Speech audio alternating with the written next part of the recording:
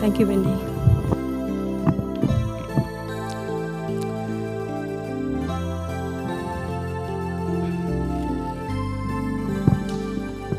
So, welcome everyone. Today's topic will be for this evening.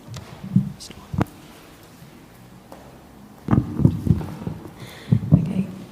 So today's topic will be Harvest Moon and Founders Day. So today's schedule will be start at 7:20 p.m. with a newcomer's intro to meditation. I believe all of us has been here before. So after 7:25 p.m. we will have guided meditation, stopping at around 10 to 8. So today's schedule will be. Apologize. 7:20 p.m. Apologize. So many. Stopping at around 10 to 8 to light our theme candles at everyone's seat at the front there. So today the theme will be earth, fire, wind, and air. Wind and water. Apologize. So yeah, it's 4 element. So our friends here who arrange all the candles together. Then we will continue with our meditation by spreading loving kindness until 8:05. The monk will give us a 15 minutes wisdom talk and share some news items. Finally, at 8:20 there will be an opportunity for question and answers. Comments or feedbacks allowing us to finish up by 8:30, so a little late than usual. First, so let me start by introducing the subject for today's talk. Today is a special date in our temple calendar worldwide, because it is a 105th anniversary of rediscovery of the essence of the Dhammakaya meditation tradition that all of us are still practicing today. It is like the birthday of our meditation technique. Although we normally think about the monk who discovered the technique through great personal sacrifice, the monk that you often see in the black and white photographs around our temple called the great Abbot of Wat Pak Nam or Luang Pu or Luang Po Sut, depending on what name or you are familiar with. Today also coincides with the Harvest Moon, which has meaning throughout Asia, and even Britain Harvest Festival will be celebrated on Sunday, the 11th of September this year. So apart from meditation together under the inspiring light of the full moon, which we will have now been doing together in Europe for 1 full year, we can participate in candle lighting and hear about the special meaning of the day from our monk, while having the chance to interact with our fellow meditators from around Europe and beyond. So at this point, I think it is time for me to introduce tonight's teaching monk. Tonight's teaching monk will be Prat Nicholas Tanisaro. Is the Buddhist monk of 25 years, standing with a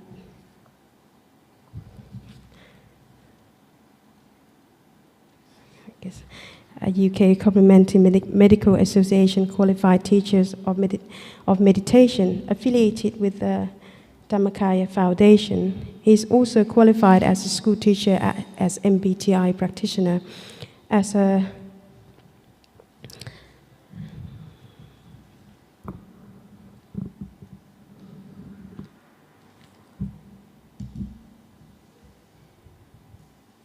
has published review journals on the Buddhist ideology in teenagers, and continues research appeal of meditation in the West.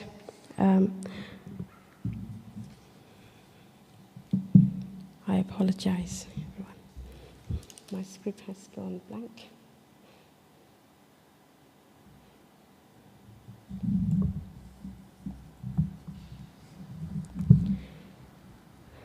Start again. Pranikalas is a Buddhist monk of 25 years standing with 30 years of meditation experience. He is a UK Complementary Medical Association qualified teacher of meditation. Affiliated with the Dhammakaya Foundation, he is also qualified as a school teacher, as an MBTI practitioner, as a scholar practitioner. During his time Associate Fellow at the University of Warwick, he published widely in peer-reviewed journals on the formation of Buddhist identity in teenagers and continued to research the appeal of meditation in the West. He currently lectures in Living Buddhism and Religious Individualization at Claremont School of Theology, California, and Willamette University, Oregon. Most recently, he has been made a senior fellow at Bishop Gross Test University, Lincoln, in the Department of Religious Education. So for those of you who would like to pay respect to the Venerable Nicholas at this time, let us bow together 3 times. Bow, bow, bow. So, good evening, everyone. Nicholas Tanisro coming to you today from London in the UK. And this is 1 full year now that we have been doing these full moon meditations here in Europe. So thank you very much, Natalie, for the glowing introduction, and to Wendy for the soothing exercise session. I'm not sure about everyone here in person. You look fairly familiar, but for the benefit of anyone online who's maybe new to meditation today, I will go quickly through the meditation technique so that we can join in and have a productive meditation in case you're new today. So meditation is something that has been offered to us as an antidote for what tends to happen in our modern daily lives, which is that we tend to get hijacked in our minds by all the busy things going on around us, sometimes to the point that it's very hard to bring our mind back to where it needs to be in order to discover peace and balance in life. So meditation is a way in which we can relocate our scattered mind back to a place within ourselves. There are many ways to practice meditation. One of the ones which you may have heard of before is breathing meditation, and meditation on breathing would mean putting your focus of your attention on your breath, and as your breath goes in and out, then your mind would follow the movement of the breath. But an even simpler way to meditate is, which doesn't involve a moving target, would be just to place your mind somewhere inside the body in one place that feels calm and comfortable for you. And one place that is particularly effective for this is right down at the abdomen in our solar plexus, where you would keep your mind down at the center of your stomach, or at a place which feels comfortable for you. And the way to keep the mind in place is to imagine something bright inside you. Today being the full moon day, you might like to imagine the full moon shining brightly as if you see it in the center of your stomach, or it could be a bright sun or a star or a diamond instead, whatever feels comfortable for you. Generally, the more rounded and more bright the object is, the more effective it will be. If your mind wanders away from this point, then you just bring it back again each time. Generally, in any meditation, we start with 5 minutes of relaxation of our body, because if our body is not relaxed or if we're not sitting comfortably, then often it's hard to concentrate. So we spend a few moments of the practice in the beginning to make sure our body is comfortable first of all. After that, we smooth and unburden our state of mind. It's known as relaxing the mind for the next 5 minutes of the practice as a way to set the mood for the meditation ahead. And only then do we do the exercise, bringing our mind to the center of our body and keeping it there with a soft and gentle attention. Sometimes we have thoughts that come up in the mind, and generally we can get away with ignoring the thoughts as a way to reduce the number of thoughts in the mind. But for those who have more than your average number of thoughts in the mind, you may find it useful to make use of what's known as a mantra. So hearing the sound of words repeatedly in the mind over and over again, like a resonant sound coming from the center of yourself, And traditionally, we use the words Samma Arahang. In the Dhammakaya tradition, you'd hear those words coming up repeatedly over and over again as a sort of thought blocker in the mind.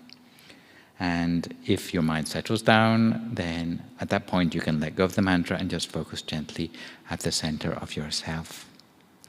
Also, in today's meditation, we, after lighting our candles, which is about halfway through the practice, we will spread loving kindness. And the way we do that is to take whatever has built up in our meditation as a result of our meditation so far, and allow it to spread outwards from the center of our body, initially to the whole of our body, and afterwards around ourselves and further outwards into the world, until we can cover the whole of the world with the brightness or feeling of well-being that comes from inside.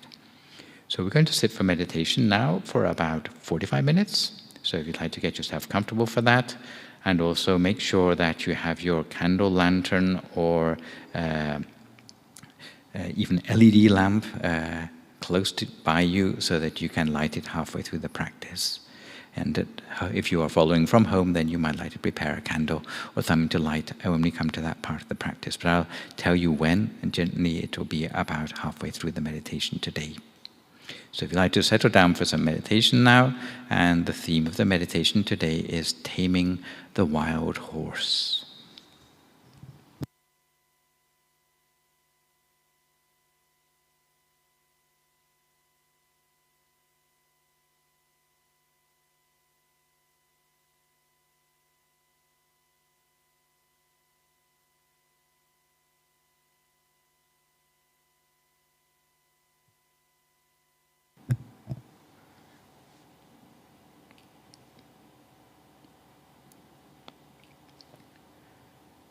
So we start by gently adopting a posture that is comfortable for us in meditation. A posture by which our heart and mind can really relax alongside our body, while picking up on feelings of inner ease, softness and peace.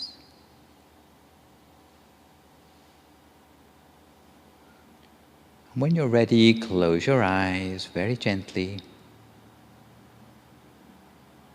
and we can just start to release the tension from all the habitual places where tension builds up in our body.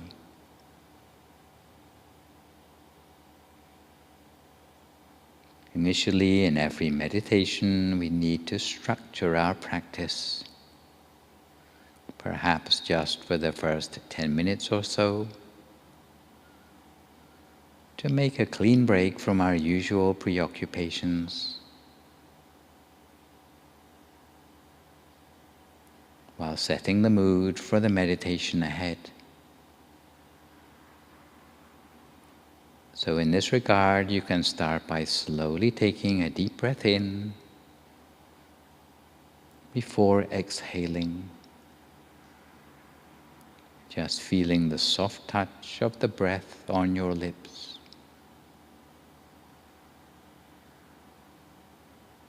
And repeating this a couple more times. Each time letting your body settle a little bit further into the moment.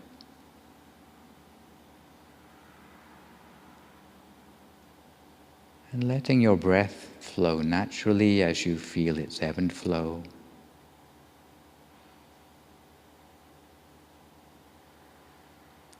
Release any tension or lightness or tightness still gripping your head or your face.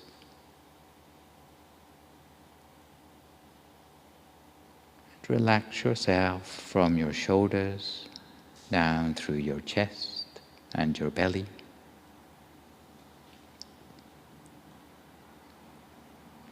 And you can let yourself really relax into the seat or the cushions on which you're sitting.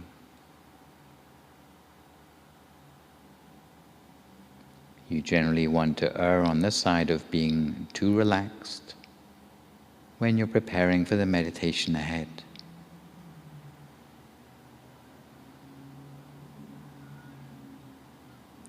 And turning your attention now to relaxing the mind.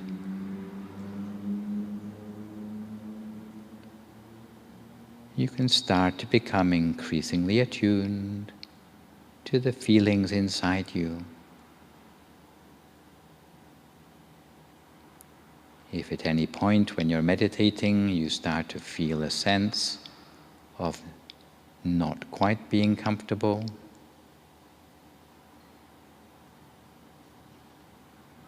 then make any changes you need by acknowledging or noticing the mood changes.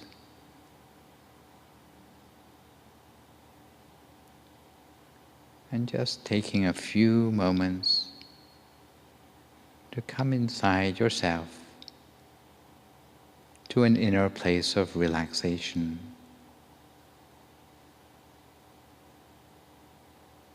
And at this point in our practice, there's no need for us to reach for anything or expect anything, and most definitely not being hard on yourself in any way.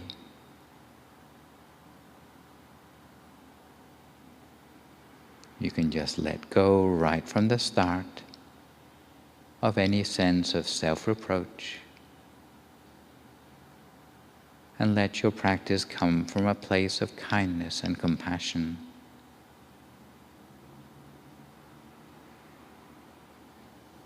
As we simply take a few moments of our time to train the mind, rehabituate the mind, redirect the mind,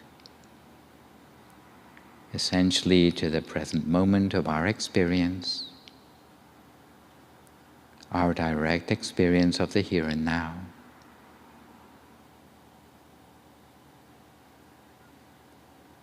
So rather than the place where we're habitually caught up in concepts, ideas or daydreams,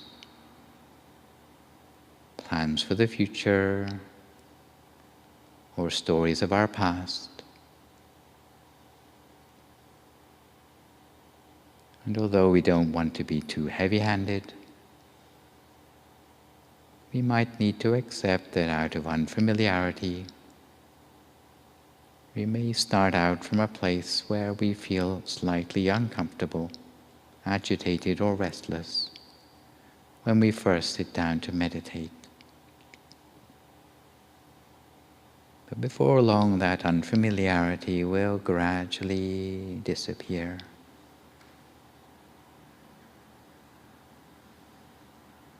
If you've been busy doing other things right before the meditation, or if you've simply been thinking a lot, then the mind is unlikely to calm down immediately. It will have built up a certain amount of momentum.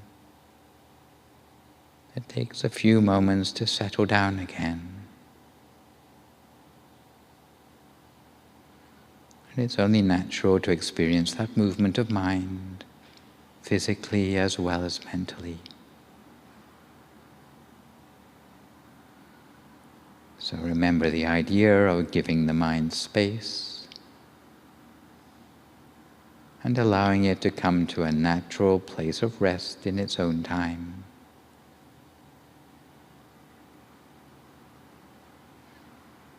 Rather than leaning forward into the future, we continue to settle back. And as our nervous system begins to settle, with a nice sense of a decluttered life, with nowhere to be, nothing to do, and no one to be. So really withdrawing the mind away from the future and the past, away from worries or preoccupations with significant others in your life,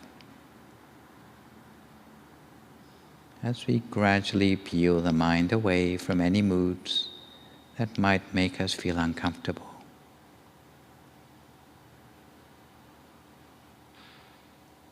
And there's so many different moods that we can feel as we're meditating.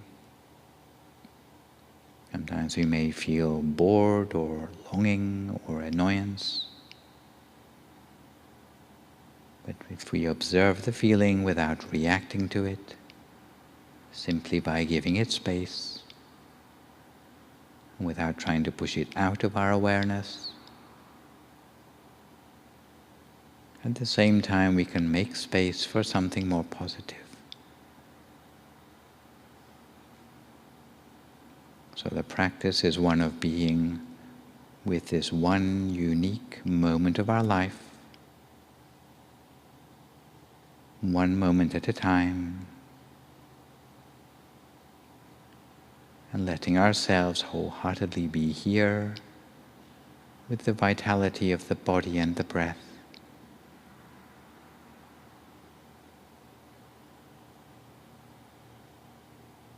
And we treat any pleasant or unpleasant feelings arising in the mind, any moods, bodily sensations, sounds, or visual imagery, with perfect equanimity, just accepting them all for now.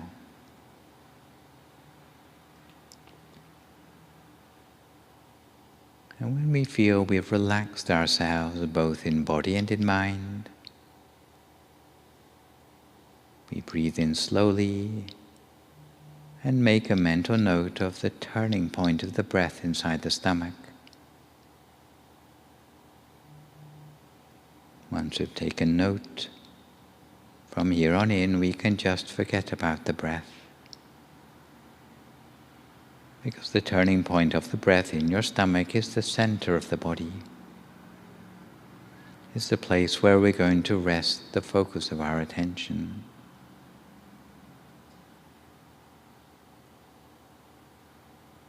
It's a place right here in the center of the stomach. Although in practice, it doesn't really matter where exactly we place our mind at this stage.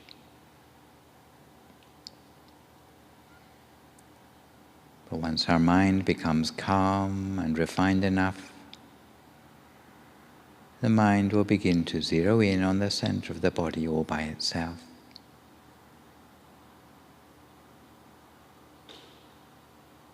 When the mind begins to settle at that point,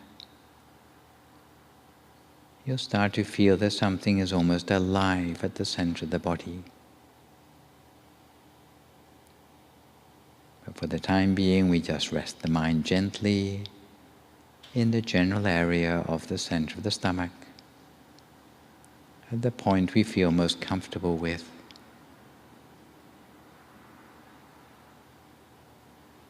The way you place the mind at the center of the body should be as gentle as if you were floating a needle on the surface of some water,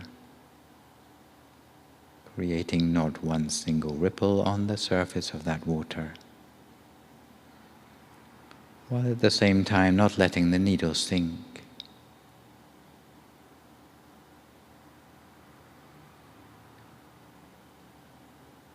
It's the same sort of gentleness we need when we are placing the mind gently at the center of the body, almost with a feather-light touch. And to help to keep the mind in place, to act as an anchor, we can picture some sort of bright object in the mind. Maybe something like the sun shining, the same sort of sun you might see in the distance if you're walking at the seaside and saw the sun on the horizon, shining bright, clear and round. And we visualize without making any effort, because it's our natural ability, an ability of the mind to perceive things internally.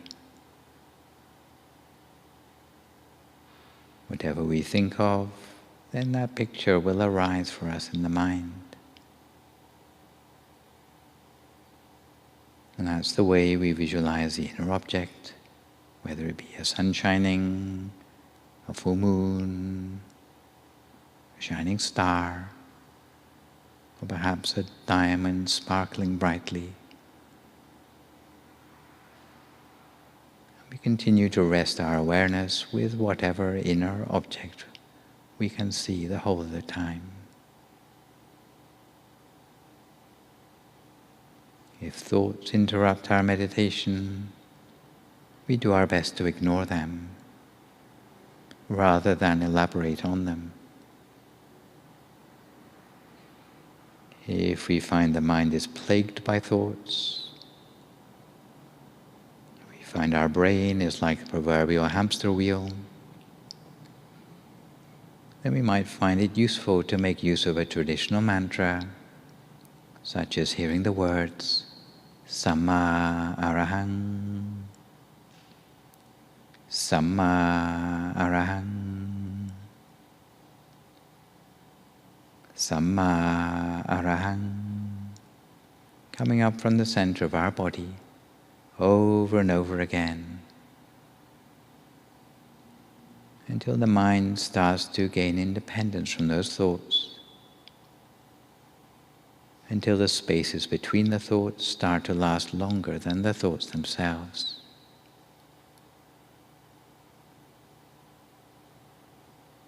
And we should bear in mind that just because we sit for meditation for a few minutes each day, it doesn't mean that we will immediately master the mind or be able to turn the corner on our old bad habits. It's not to say that you won't sometimes experience those aha moments when you realize what it is you've been doing. But the process will likely be a gradual one, where each day you enter the zone a little bit more easily, with a little bit more clarity. And in doing so, you'll manage to avoid many of the habitual reactions that stress you out. This is what it means to have awareness, to see the mind with absolute clarity. There are those who are new to meditation who often make the mistake of searching for some sort of inner experience or wanting to be rewarded with some sign of progress or fruition. But peace of mind or insight will always be elusive if we're struggling to find it. If we can bring a real sense of genuine captivation and curiosity to our meditation, then it doesn't really matter what those qualities are. It's because when they become a part of the meditation, a part of that which is observed, a quality that can be described as gentle curiosity, when this becomes part of your approach to meditation, you'll notice that the mind feels very open. And the idea of approaching meditation with a gentle curiosity implies a sense of soft, open, and patient interest. It's perhaps the way you might quietly watch a wild animal from a hidden place, without letting on that you're there. Because you're so captivated and engaged, and you're 100% focused on what you're watching, while at the same time not trying to influence the result. You merely remain aware of the immediacy of the moment, free from impatience, but content just to watch the mind as it is. The thing to remember about clarity is that when something in the mind needs to become clear, then it will naturally become clear. Meditation isn't about rooting around in the recesses of the mind, trying to dig up old memories, or getting caught up in analysis, or trying to make sense of it all. But clarity will arise on its own and in its own time and in its own way. Sometimes clarity will mean becoming more aware of the thinking process. At other times, the awareness may shift to emotions or physical sensations. But whatever happens and whatever you become more aware of, allow it to happen naturally. So instead of resisting it because it's unpleasant or uncomfortable, or trying to hasten its departure by delving into analysis, just allow it to happen in its own way and at its own pace. So we continue in this way, lightly and gently, just for a few more moments now in silence, each to our own practice, for a few more moments now in silence until we come to the appropriate time.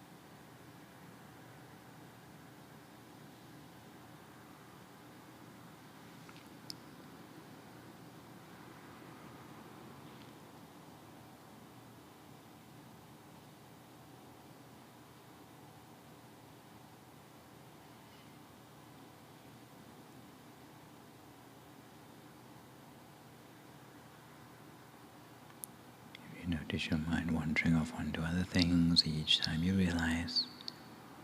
Simply bring your attention back again to the center of the body as before.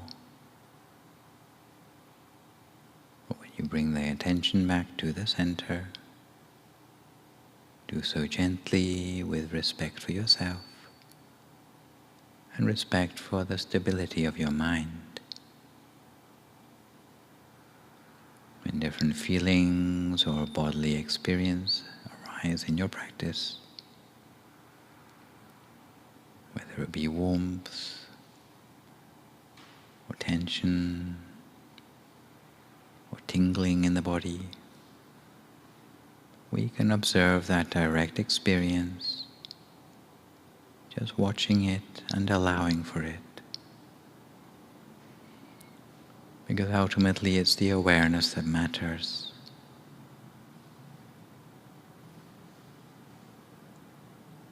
Whatever is actually happening internally and externally in the present moment, even if it's extraneous sounds, we can just hear them as if the sound originates from the center of our body. If the mind wanders away or daydreams, we just become aware of the mind wandering and bring it back again to the center without making a fuss.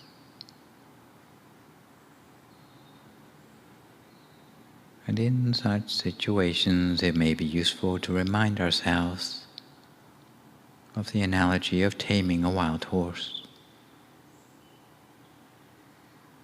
Instead of rushing or forcing your mind to obey, imagine a wild horse on the other end of a slack rope that you're holding in your hand. You give the horse all the space it needs, and in the beginning it will buck and strain with all its might. But eventually, if you don't let go of the rope, it will tire itself out and calm down. At this point, since the horse doesn't feel as if it's trapped or pinned down in any way, while it still runs free in the field, you just keep a watchful eye on it, holding on loosely to the end of the rope. But as time goes on, you gradually shorten the rope. And if you do this gently enough with a wild horse, it won't even notice the difference. It will feel as though it still has all the space it needs. So little by little we coax the horse closer, all the while keeping an eye on it, but giving it enough space for it to feel at ease and not too nervous. In the same way, we charm the mind back to the center of the body until it feels captivated just to stay at the center. So we continue in this way, gently training the wild horse of our mind, lightly and gently, until we come to the time for some loving kindness meditation.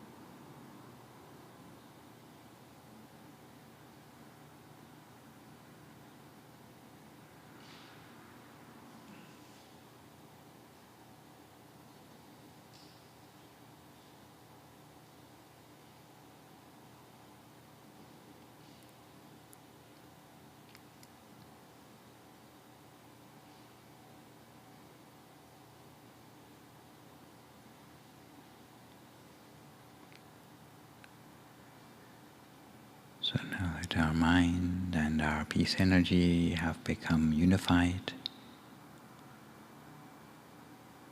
we continue to maintain our awareness at the center of the body. Continue to remain in that ocean of peace energy while we slowly open our eyes and light the candles that we have prepared earlier.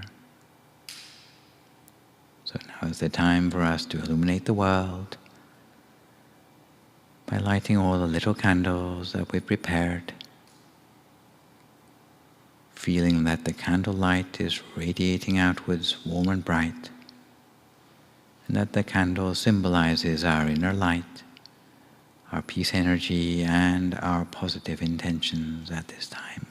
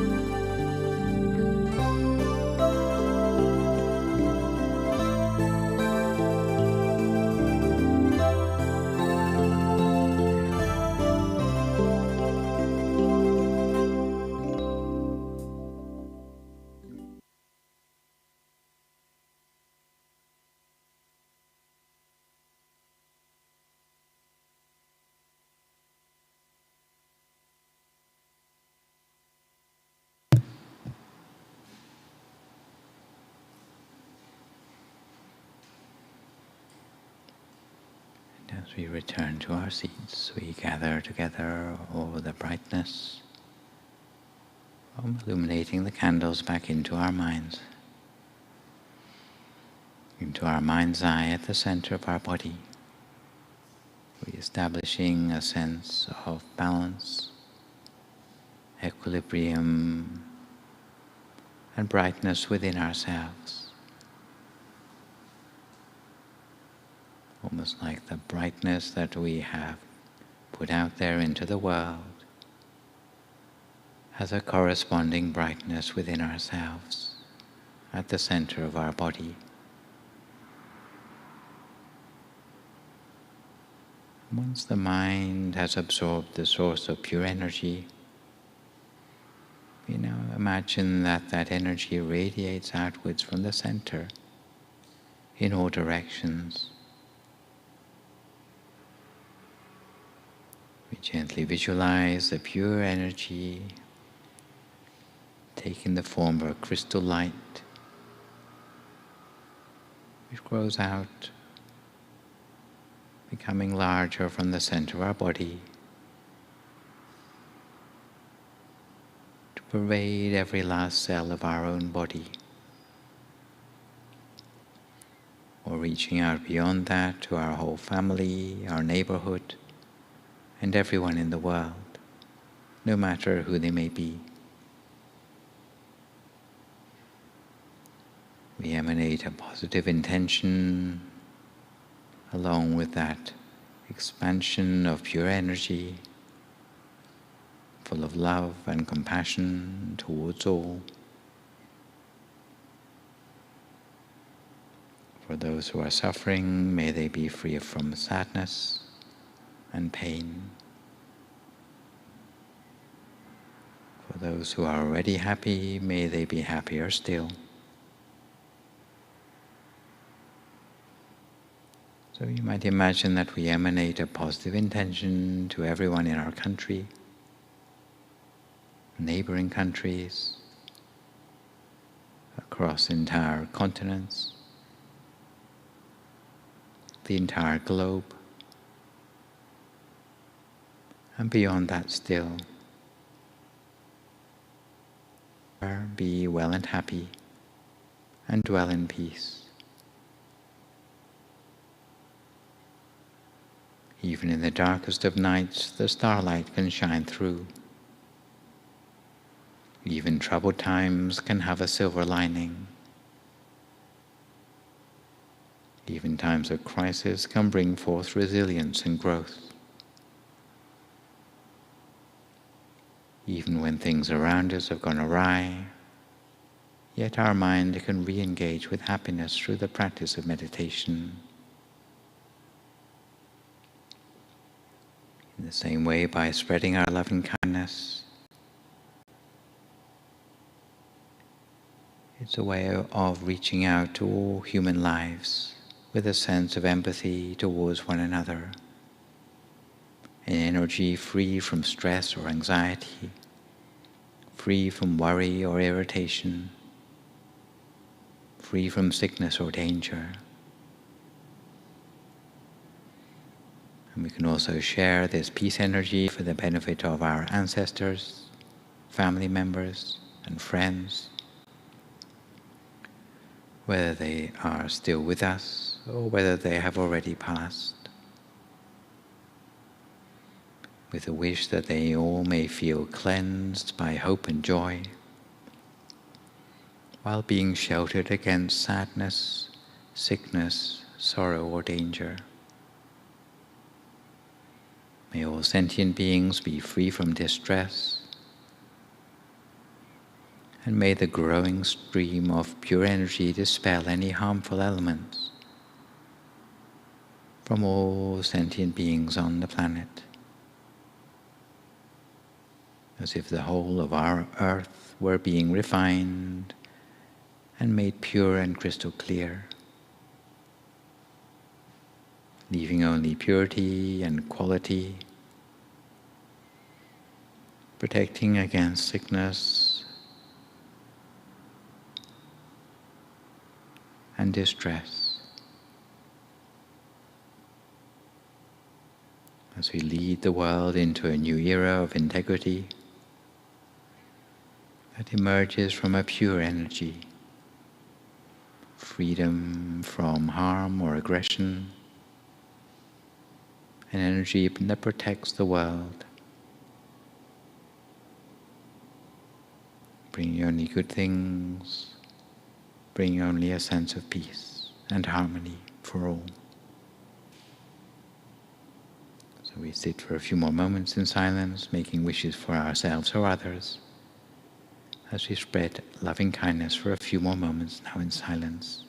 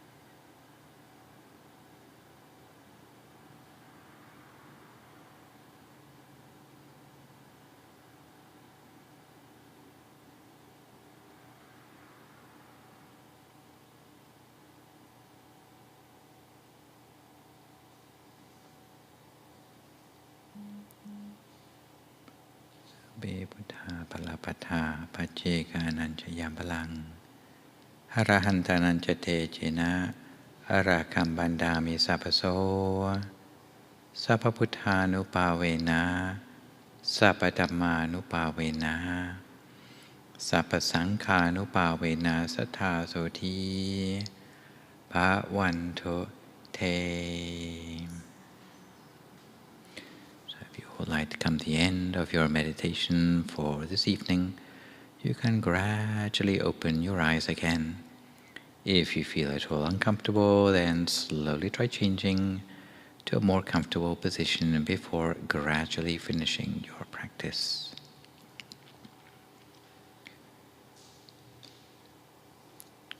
So this evening marks us coming full circle in our celebration of full moon meditations here in Europe, as 1 full year that we have been keeping up this tradition, because we started out on the 21st of September of last year.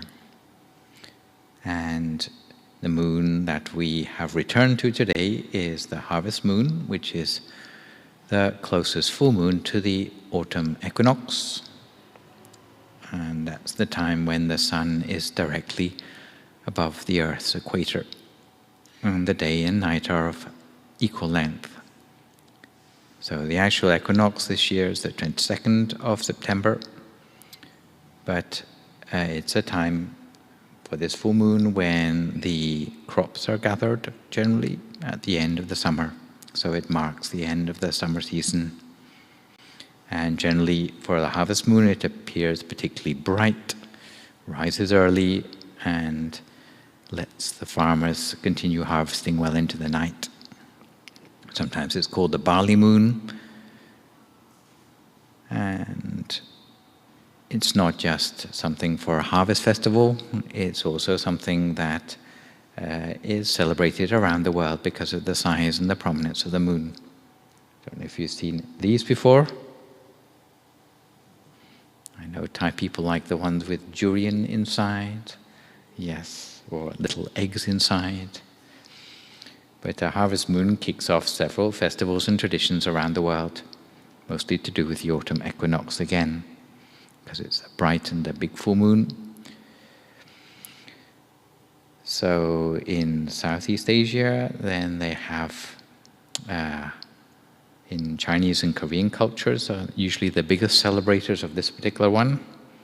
The moon festival, Zongkyuji, the 15th day of the 8th moon of the lunar month in China, with the mooncakes, moon gazing, family reunions, and traditional round pastries with sweet fillings. And they're often cut into equal pieces, equal to the number of family members as well. In Korea, they have a similar festival called Chuseok, celebrated as a national holiday. And people travel to their ancestral and parental homes, where they eat traditional sweets called songpyeong, play games and pay homage to the elders and ancestors. Sometimes the harvest moon is also known as the corn moon, and it's traditionally symbolic of a new beginning after hard work and dedication. And sometimes it may seem like a regular full moon, but if you look closely, it will have an orangey sort of hue to it. And I had an update from Bangladesh last time that this moon also is known as Madhu Purnima. Yes, celebrated by Buddhists in Barwas and the Chakmas of Chittagong, and also the Mon people of Thailand. And it's called Madhu Purnima, or the honey full moon. And it commemorates the offering of honey by a monkey to the Buddha. Yes, I think you heard that right. During his 10th rains retreat, the Buddha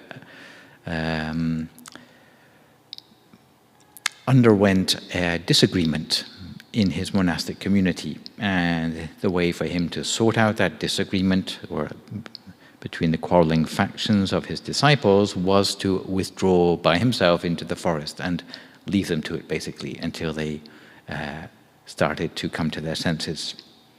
And because he was alone in the forest, then there was no one to look after him, except for a monkey and an elephant.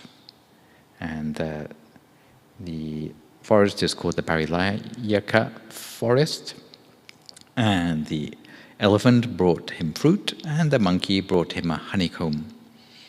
And the monkey was so excited by being able to do something to help the Buddha, and the Buddha accepted his gift, that he jumped about without paying proper attention and fell out of a tree and died. However, he was immediately reborn in the second level of heaven as a result of his generosity, which is pretty good going for a monkey. And the sort of happy ending for the story, apart from the monkey getting a better rebirth, is that the monks of Kosampi realized the Buddha was missing, and they renewed their vows to be unified and cooperate again. And the Buddha gave a teaching that this elephant lives alone in the forest, and in the absence of a proper partner, if you do not get associates with wisdom and high thoughts, it's better to live alone in this world, because having foolish associates will only increase your suffering. So those monks who had divided into two groups made up the differences, and they sent a representative to the Buddha to invite him to go back again into their city. And the elephant was also heartbroken to see the Buddha go, and followed him out of the forest. Yeah. Oh, and the elephant also died of grief, but I'm sure he went to a better place. Yes. Oh, he went to the second level of heaven as well. So the lesson of Madhu Purnima is that charity, service, and unity are essential for human life, and it's necessary to have mutual tolerance and establish unity, especially in the monastic community, which is the reason why we like to organize events where monks from many different temples come together. But on the Madhu Purnima in Bangladesh and so on, then often honey is brought to the temple to offer to the monks. And a joyous atmosphere prevails in the temples on those days. As for our own tradition, it's also a special day, as reflected in the special pattern of the candle lanterns that we have lit today, because it is a day when the great abbot of Wat Phak Nam, the founder of our tradition, rediscovered the Dhammakaya meditation tradition in his 12th year as a Buddhist monk, by discovering the body of enlightenment within himself. And I won't tell the whole story of the great abbot today, but I will tell it in brief about 3 times in the great abbot of Wat Phak Nam's life when he had a brush with death. The first time he imagined it. The second time it was forced on him. And the third time it was voluntary. Are you interested? Well, the first time, when I said it was imagined, was when he wasn't yet a monk, and he was making his way on an empty rice barge back through the rapids of a place called Bang Iten, where normally boat owners who had a lot of money with them, a lot of cash, would be very afraid of being robbed along the way. And generally they would travel in convoy to save being vulnerable. But that day he found himself alone with the boat and his crew. And at first he thought to himself, I better hide myself because they always will go for the captain first. So he hid himself, and then he thought better of it. He felt guilty for leaving his employees exposed, because really he should be the one who should take responsibility. So he went back and sat where he should have been, where it was clear that he was the captain, sort of the helmsman, as it were. But that whole experience left him feeling that death is something that can be with us at any time. And he realized that really, if death can come so easily, especially in even while earning one's living, then one ought to find a higher truth in life. And at that time he made the commitment to himself that as soon as he could make life secure for his family, he didn't have his own family, but he must look after his surviving mother and younger siblings, he would enter the monkhood. So his first imagined brush with death was the thing that made him, from an early age, decide to become a monk instead of following the normal life of a merchant. The second time was slightly more dramatic. This time someone really did turn up with a gun. Someone called Nairot. Yes, Mr. Survivor, if you translate from the Thailand. And because the temple at Wat Phak Nam in the old days was a bit of a sort of mafia hangout, they didn't like this new monk who was sort of cleaning things up around the temple. So one day when he was sitting like I am, giving a Dhamma talk, someone turned up in the audience and pulled a gun on him. And they shot a big bullet hole right through his robe, with a hole in the front of the robe and a hole in the back of the robe. But in between, it's like the bullet decided it didn't want to harm this monk. So he had 2 big holes in the robe, but nothing in the middle. And actually, they took his robe away and showed it in court and put Mr. Rod away in the prison. even though the great abbot of Wat Phak Nam turned up in court and said, well, he didn't do anything to me, all he did was shot me, but they still put him in prison. And unfortunately, he was let out of prison sometime later, but he went back to his old ways and didn't live much longer, unfortunately. So he faced death a second time, but this time miraculously escaped. Third time, intentionally, on the full moon day of September, in the 12th year of his monkhood, he decided that he had experimented enough with different sorts of meditation, but what was really needed was to try to meditate by putting his life on the line, let go of everything, including his attachment to life, by sitting for meditation all night, using the meditation method which he had managed to put together from many different sources available at the time. He knew about Samma Arahang. He knew about bringing the mind within, down the 7 bases. He didn't really know about the center of the body. And he certainly didn't know about bodies of enlightenment. He didn't know about spheres of the Dharma. But he sat for meditation during the day with the resolve that he wouldn't get up from his place until he could attain some part of what the Buddha himself knew of enlightenment and described in the scriptures, which seemed to have been lost from history. And in the beginning, he was able to get a clear sphere of light at the center of himself, which was stable. And it stayed with him, but he realized there must be more. And later on, he sat well into the night, meditating further on the words Majjhima Patipatha, which normally means the middle way or the way between two extremes.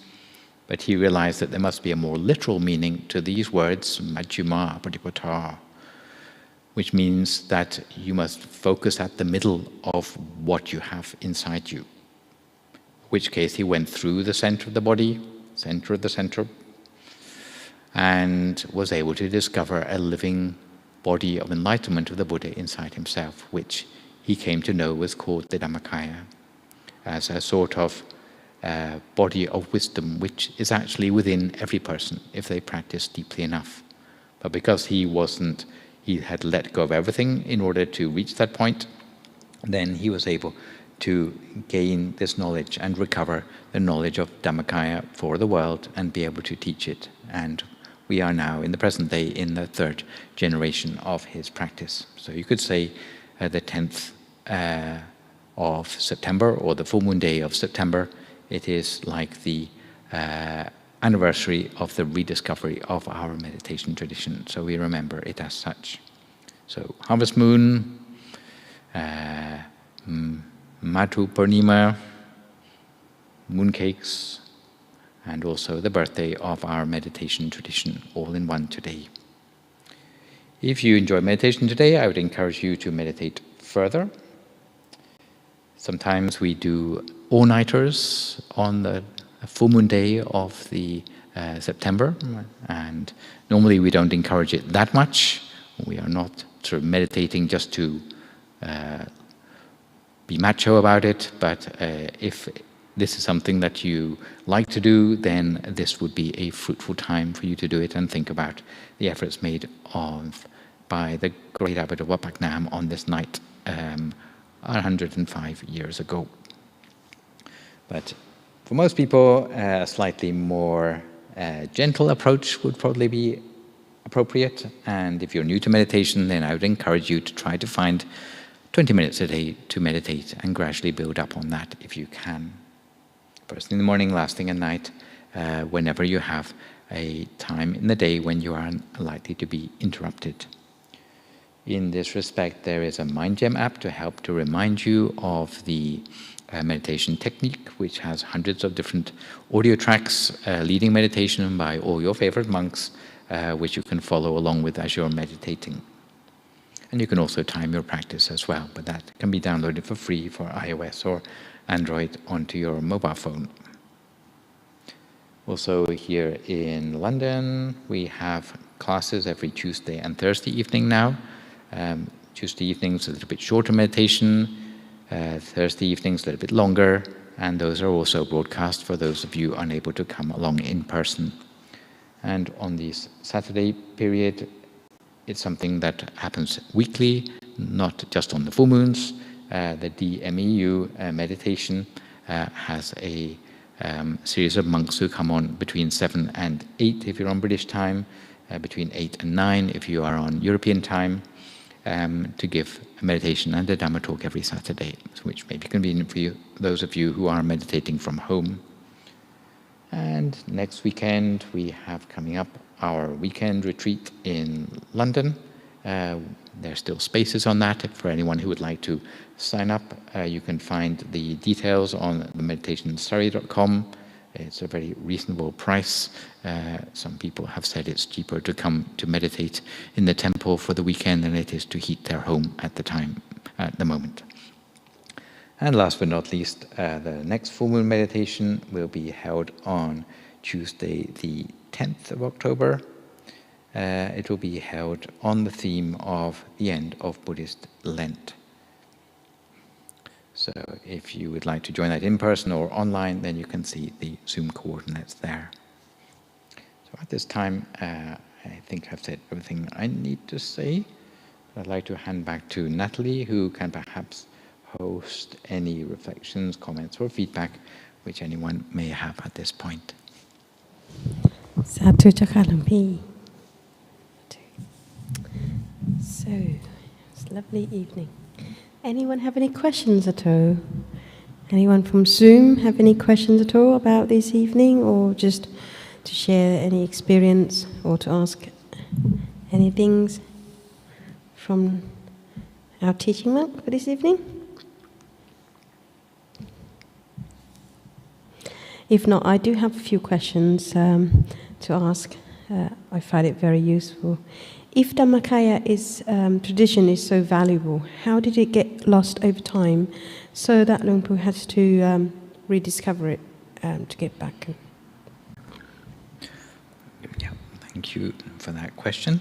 So most people think about things like wisdom teachings as being so valuable that they can almost exist eternally, like eternal truths, and you wouldn't think that people would forget them or lose touch with them. But what we sometimes forget is that all of these wisdoms have to be embodied in real, live, living people. And once those people pass on, if they are unable to pass on what they know to the next generation, then the teachings become more and more diluted or lost altogether. So if a person knows all these wonderful wisdom teachings, but they teach only half of what they know to the next generation, then the next generation knows only half. If that generation pass on only half of what they know to the next generation, then by the third generation only 25% form, until eventually people can't work out anymore what they mean. And even with Buddhism, a lot of the things we read in the scriptures which have been preserved in writing, we can't make sense of them. We see words in there, we can't imagine what they mean anymore. Things like the word Dhammakaya is actually in the Buddhist scriptures, but no one knew what it meant apart from thinking about the literal meaning. So this was why Luang Pu had to rediscover it, because he had to piece it back together again. And the sort of efforts he made where he was willing to put his life on the line was the sort of energy and inspiration which was needed to make that connection again after it had been lost probably since about 1,000 years after Buddha passed away. So it had been lost before that point for getting on for 2,000 years. Sadhu Chaka. Yeah. Back then, we probably haven't got library or archive or anything like that. Things can get lost in transaction. So yeah, I seem to remember when I was little, my grandmother told me to meditate, but I don't understand what meditations mean. So I never asked, and she never explained, and that's it. So yeah, the second question is, what is the meaning of the writing on the candle in front of us here with the patterns that we see, kind of round patterns thing? What is the meaning of it? And then is it supposed to be like 4 elements? So I'll backtrack to this picture again. We have our 4 elements. Actually, it's 6 elements if you count them all. We had some of them just now. Was it earth, wind, and fire, plus water. Yeah, earth, wind, and fire is usually easy, the 3 most easy to remember for some reason. So the 4 major elements which make up our body, make up everything basically, but none of those elements are living elements. In the middle, there is the element of space, so that's number 5. And then in the middle of the element of space is the element of wisdom or knowledge. And in the old days, with the great abbot of Wat Phak Nam, he said that around the center of our body, of course, we've got the wisdom in there, but there's a space around the wisdom, and then each direction there are the 4 elements which can be seen in their essence as well. These days, in the modern way we practice meditation, we don't go into the 4 elements like that anymore, we just concentrate at the center. But sometimes we see also this writing, which is actually writing in the old Cambodian language called Khom, or Khmer. I mistakenly thought it was describing the 4 elements, but I looked on Google Translate. Interested to see what I found? And discovered that it says Samma Arahang. So the first one of the syllables says Sam, then Ma, and then Ara, and then Hang. So that's, if you see it with the writing, then that is what the writing means. But the symbol with the 4 or the 6 elements, that is what that pattern means, which we have lit for the candles today. Yes, and you'll see the same pattern actually on all the windows of the center we have here as well, which is the far-sightedness of the monks who built the temple. Yeah. Satu Chaka. Of course.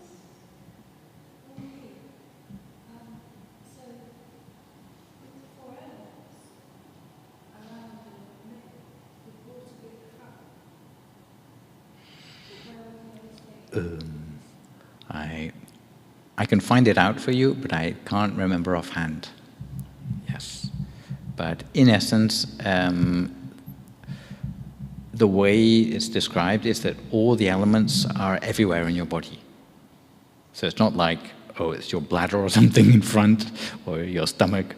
It's actually, there are the subtle elements, which you would see only with the mind.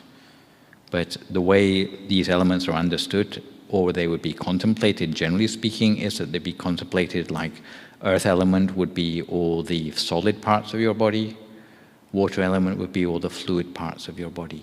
So your blood, your lymph fluid, that sort of thing. Fire would be the warmth in your body, and air would be the sort of the air in your body, yes. Thank you, Tara. Is there any more?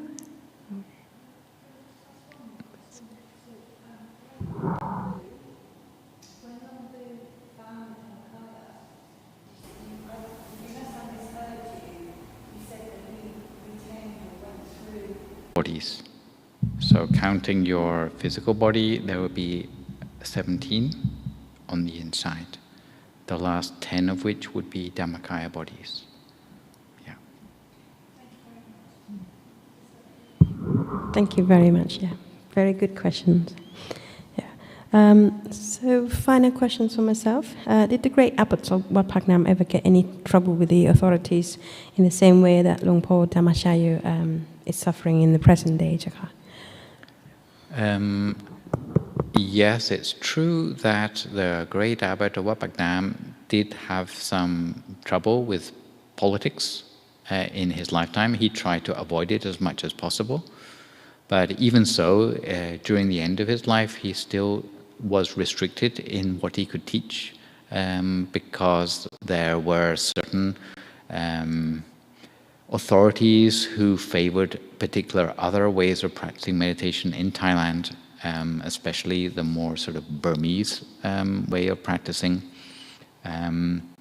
So it made life quite difficult for him. But this is something that happened generally in Thailand. The meditation we practice is sometimes known in Thailand as Boran Gammathan. It's like a whole series of very, very ancient practices, older than Thailand itself. You can trace it back to Cambodia and places like that, the way meditation was practiced. And sometimes along comes a particular member of the royal family and they favor only one sort of meditation and say, this is the true way and all the others are rubbish and don't let monks teach them anymore. And he got sort of prevented from teaching this meditation in much the same way. But it never got to the point where he wasn't allowed to appear in public anymore. But he did have some things which disturbed his ability to spread it more widely, especially in the final few years of his life. Yeah. Yeah, true. When you do something great, it's always someone's going to be stepping your way and criticize it. So, yeah. Is there any more questions, lovely? Anyone from Zoom? Are you all still here? Yeah. Sorry, a little bit later than usual, but we will let you go home soon.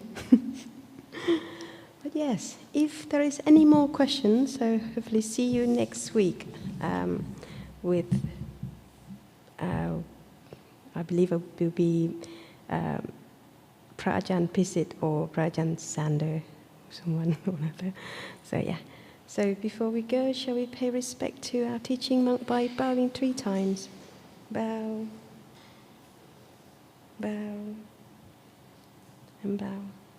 So may all of you be blessed with happiness, success, and prosperity in life, and may the wonderful energy of the harvest moon bring abundance into your life, both in worldly and spiritual ways now and forevermore. Sadhu.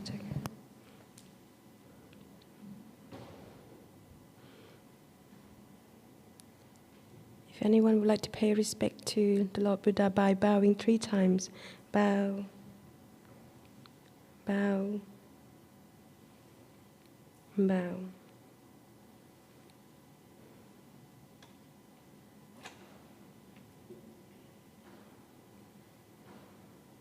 So coming to the end. So may I rejoice in everyone merits to this evening. Thank you everyone on Zoom. Oh, yeah. Group photos. Sorry, people on Zoom. Oh, just to mention to Dee on.